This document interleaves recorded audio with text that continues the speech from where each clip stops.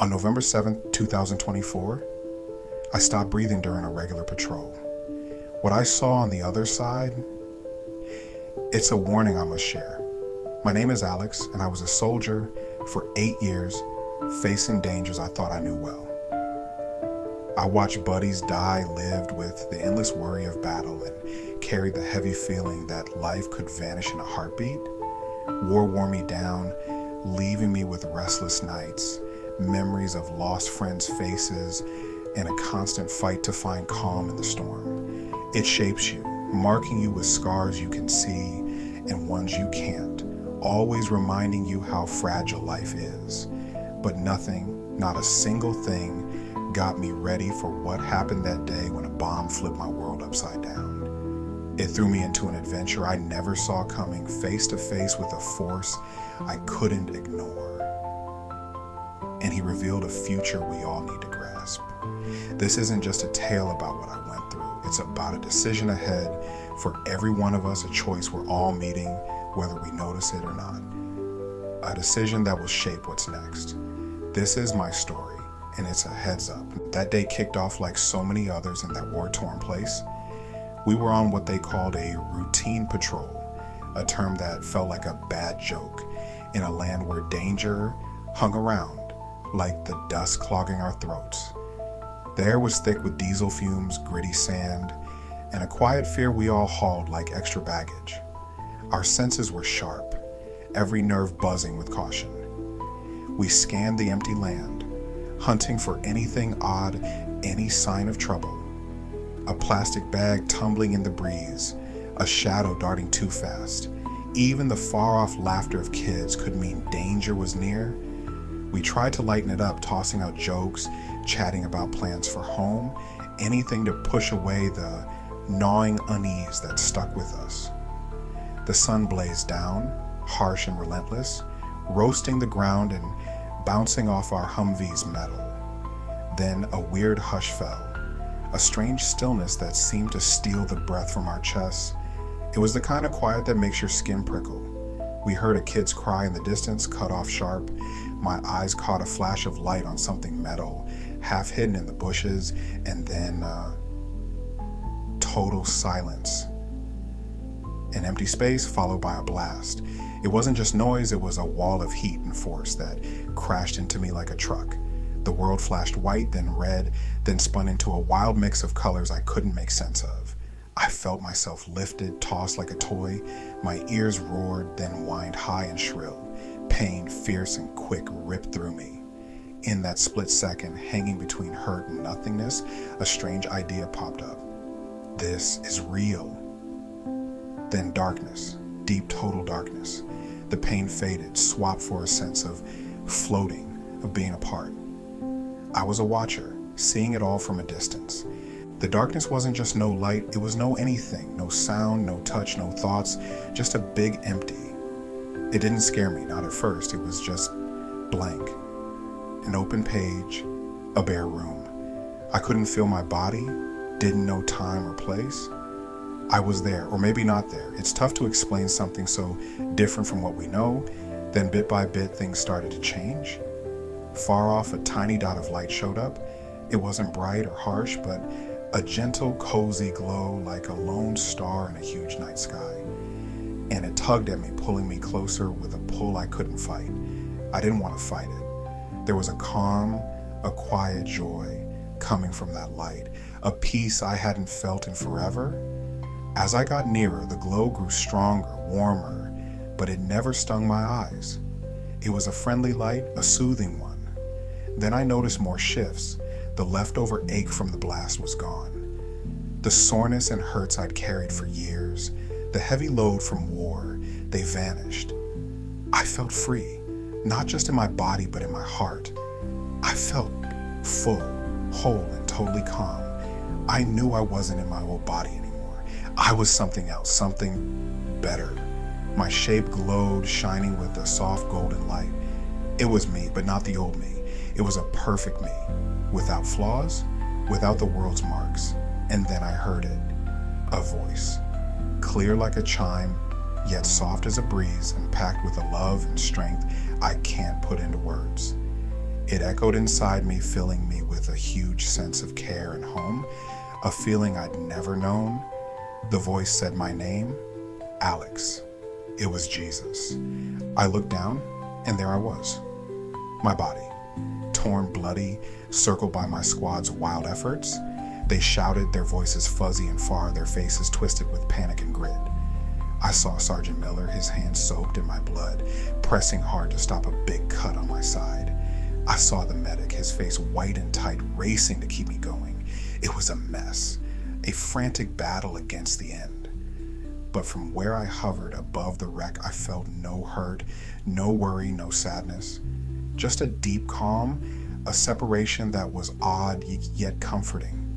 It was like watching a film, a piece of a life that wasn't mine anymore. I knew without a doubt I was gone. My body had no life, but I wasn't done. I was still here, awake, aware, more alive than ever. Then I saw him. He stood next to me, not blocking the view below, but somehow beyond normal space and time. He glowed, not with a sharp light, but with a warm shine from inside, a light that sang of love and goodness. His presence was huge, not scary, but filling me with wonder and respect and a steady peace. He looked at me, his eyes full of a love so deep, so pure, so perfect. It swept over me like a wave, washing away all fear and doubt, all my mistakes, all my mess-ups, all my wrongs. He saw them clear as day, and still, he loved me fully without holding back. There was only welcome, only kindness. It was Jesus. I knew it in my bones, with every part of me, with a sureness bigger than anything I'd learned. He didn't say a thing, but I felt a soft tug, a pull like a warm hug. I was moving again, this time into what I'd call a tunnel. But it wasn't dark or solid. It was a tunnel of alive light, beating, buzzing with a power I felt all through me, a lively spark that hummed with energy. The colors were wild, nothing like Earth's, a mix of bright, changing shades that flowed and split in a beautiful, dizzying dance. And the music, it wasn't just noise, it was feeling. It was pure happiness, deep calm, endless love, all the good stuff tied into a song that lifted my heart high. I felt carried on a stream of pure power, gliding easy toward a place I didn't know, but trusted completely, with total faith. There was a sense of others around me, a feeling of being near tons of glowing beings. Though I couldn't see them clear, it was like coming home, back to a spot I'd always fit, even if I didn't know it before. Then through the swirling, bright light, I saw someone coming. As he got close, I knew him. It was my grandfather, gone years ago, but he looked young, strong, more alive than ever, shining with a life I'd missed in his old days. His eyes twinkled with a joy that spread to me. He hugged me, and the love was too big for words. "Alex," he said, his voice warm and full of care. "My boy, it's not your time yet. You got more to do." He grinned, a smile that lit up his whole face. Then Jesus spoke, his voice strong yet kind. "Come, Alex. There's something I need to show you." The tunnel faded, the bright swirl pulled back, and I stood before Jesus. His presence hit harder now, yet it wasn't too much or scary.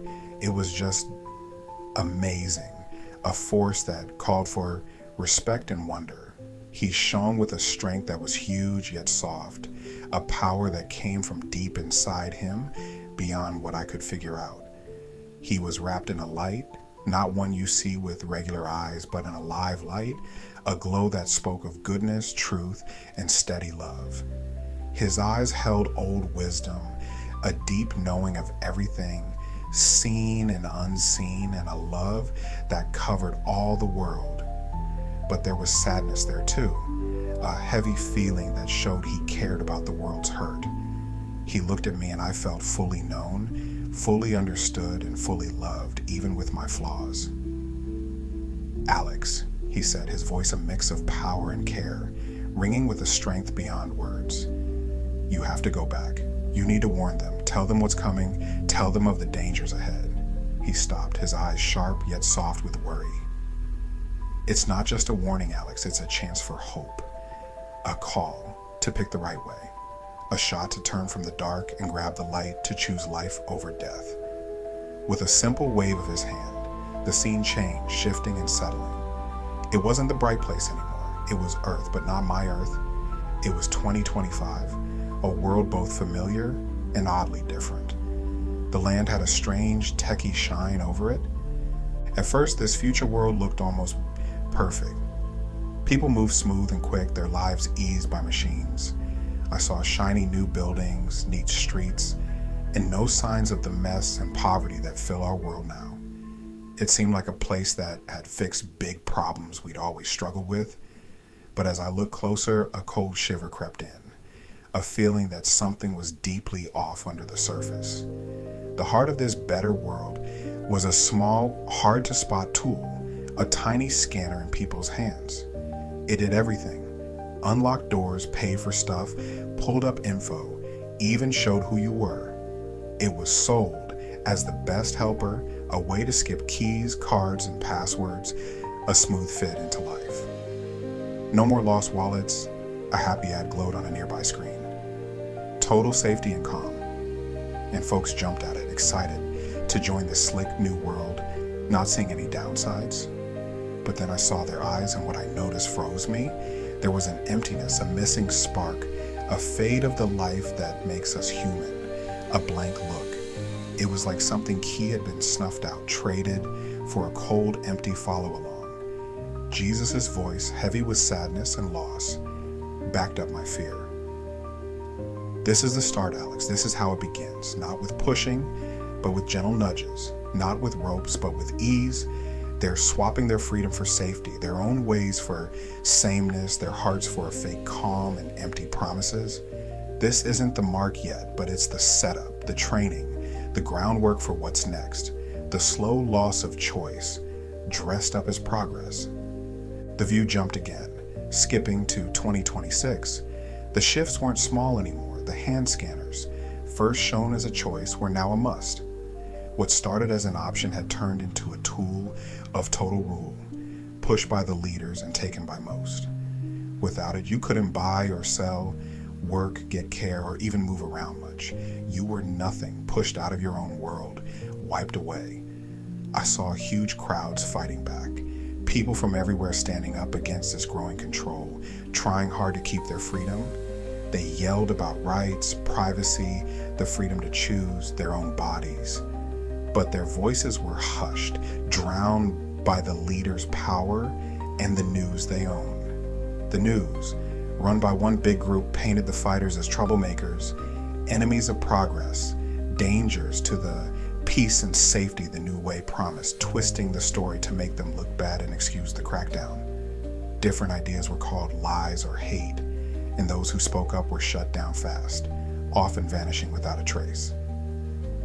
I saw homes broken, folks losing jobs, houses, even who they were, all for saying no to the scanner. And the worst part was how most didn't care. So many just went along, trading freedom for an easier life, not seeing or wanting to see the ties binding them, fooled by fake safety. I saw churches, once full of life and friends, now empty and locked, their people scattered or hiding. The real believers were hunted, called extremists, blocks to the new order. One leader had popped up fast, promising answers, togetherness, a world with no fights or pain, but at a huge cost, losing all freedom and self. 2 more years flew by in a rush of growing pressure and tighter grip. It was 2028. The world had changed completely, nothing like just a few years back. The hand scanner wasn't enough anymore. It was replaced by something darker and bigger, a mark put on the forehead or right hand. It was pitched as the next step in human growth, a way to fully join the world system, the final tool of control. The world leader, now praised like a hero by many, said this mark was the key to a new time of peace, plenty, and togetherness, a fake dream built on tricks. One world, one people, one mark was the saying everywhere, splashed on screens, shouted on air, whispered all over, a steady reminder of the new truth. But this wasn't just a tech upgrade. This was the mark of the beast, the old warning coming true, the biggest slap at God. And those who said no were cut off totally. They couldn't buy or sell, get help, and were chased like animals, attacked for their faith, for not bending to the new way. I saw Christians, true ones, hiding in shadows, meeting in secret, holding tight to their belief despite awful hardship. They were called terrorists, enemies of the state, but they stood strong, their hearts unbroken, their faith steady, held up by the hope of forever life. They knew the truth, saw the stakes, and were ready to give up everything for Jesus. They were a small group, a tough little light in a world swallowed by dark. They shared their scraps of food, lifted each other up, prayed as one, found power in their shared trust, knowing even in the worst times God was still there, their only hope. Their bravery and strength showed the might of faith and the lasting power of the human heart.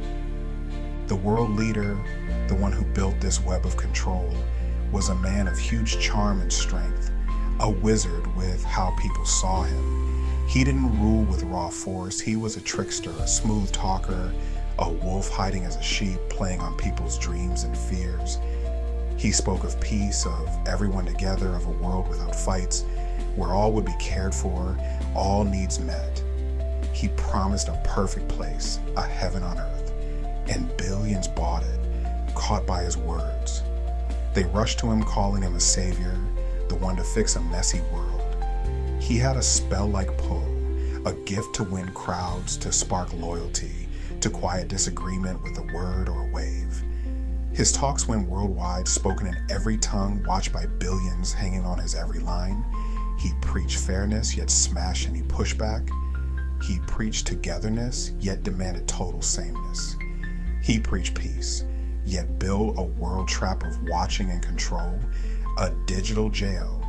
But behind the charming mask, I saw a shadow, a cold, sharp mind, a darkness that chilled me deep. I saw evil forces moving him, guiding him, using him to reach their own bad goals. Jesus backed up what I saw. "This is the one who will fool many," he said, his voice thick with sadness. "He's powered by dark forces, and he'll lead many off track. Those who take his mark on purpose, knowing what it means, will be lost, cut off from me forever." The vision started to blur, the dark pulling back, but the weight of what I'd seen stayed, a heavy load on my heart, a burning need to warn others, to share the hope and the alert of danger ahead. Pain, hot burning pain, that hit me first as I came to, a rough reminder of my body, then the noise, beeping gear, quick voices, the clink of tools. I was in a hospital bed, tied to tubes and wires, my body sore, my mind spinning. A nurse saw me move, her eyes going wide, and yelled for the doctor. They said I'd been dead for 7 minutes. A wonder, they called it, shaking their heads in shock, but I knew it was more. I'd peeked beyond and got a job, a goal I couldn't shake. As I got better, the world around me felt off, twisted. The news, the chats, the tech everyone used, it all matched what I'd seen, like hints of a scary future. Digital IDs, talk of tighter safety, the growing lean on machines. And so it was happening, just as Jesus showed me, a slow, sneaky slide to total rule. I tried to tell people, to warn them, to share the vision that stuck with me. My family thought I was hurt bad, seeing things, still shaken from the blast. Doctors said it was brain trouble, offering pills and talks. Friends pulled away, uneasy with my fire, my faith kick, my rock-solid belief. I turned into an outsider, a lone voice carrying a truth no one wanted, a word most wouldn't take. The alone feeling was heavy, the knowing I held a tough load, the distance almost too much. Yet I couldn't stay quiet. I had to speak, to share what I'd seen, even if it meant laughs and rejection, even if they called me nuts. I had to give the warning, to plant the truth seed, hoping somehow, somewhere, someone would hear. Alone and pushed away, I had to find others who got it, who saw the real deal.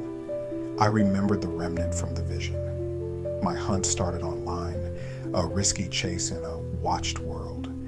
The open web was full of fake news and lies. Real pushback was squashed. But I learned to slip into hidden spots, secret chats, where truth still lived, faint as it was. It was like hunting a whisper in a storm, a weak signal in the buzz. I used secret words, dodging the always watching machines. Slowly I found them, tiny clues leading to others who saw past the tricks. They shared tips, gave help, talked of old warnings and the tough times ahead of standing strong. I reached out, sharing my tale with no name. The reply was careful but open. They checked me out, made sure I was real, and then I was in. I found a group, a safe space online, a family. These were the folks from my vision, the remnant, awake and ready. They weren't just online. They were planning, getting ready, building real ties, setting up for what's next. For the first time since I woke, I felt hope real and close. I wasn't just a watcher. I could join the fight, be part of something bigger. This crew gave not just comfort, but real help on surviving what's coming, on dodging the growing watch, on keeping ourselves and our loved ones safe. They shared stuff, skills, and plans. It was a lifeline.